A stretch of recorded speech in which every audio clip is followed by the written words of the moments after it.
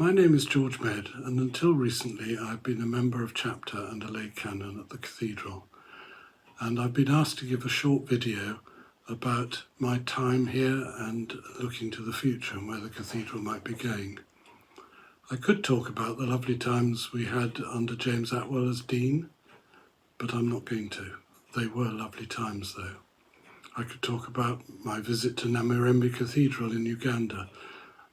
Again, an extraordinary experience and an opportunity not to be missed, but I'm not going to. I could talk about my time as a governor at Pilgrims and building the relationship between Cathedral and the wonderful choir school, but I'm not going to. The changes that have been most impacting have been the result of the new Cathedrals measure. But before even that came in, huge changes had to be undertaken, particularly in the areas of safeguarding and other things. And then the Cathedrals measure came in and it required a complete revamp of our constitution and statutes. And I think it's resulted in a better form of governance. It's passed on more of the day-to-day activities to a senior team of people who will actually implement the strategies that are brought about by Chapter. However, I think what I really want to mention to you is that the serious impact I think that's happened over the years is the way the Cathedral is far more outward looking than certainly it was in 1984 when I first started bell ringing here.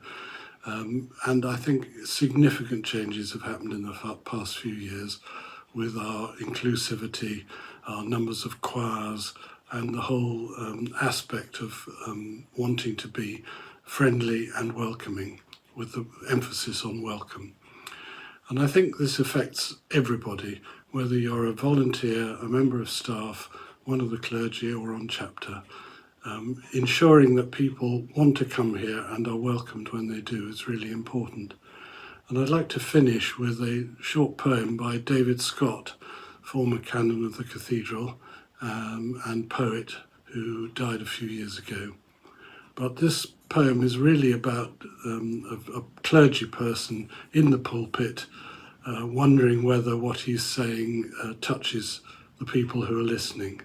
But I think it goes way beyond that. I think it goes to all of us when we encounter people in the Cathedral and wonder whether we could have said something or could do something that bit differently that would enable them to feel touched by God.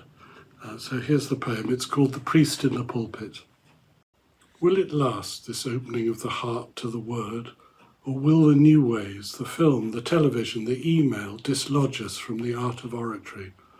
Climbing the steps, taking off the paperclip, remembering not to put it in my mouth. The text, the Greek, the joke, the text again.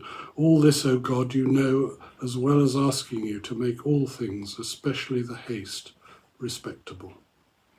As the spiral notebooks rust along the shelves, who knows how a word in the thickest of the sermon's stickiest part might have winged its way into the heart of one young stranger there and taken roost. I think it's a lovely poem, and I think it affects us all, and I hope those who've listened to this will take it out into the Cathedral and welcome people. Thank you.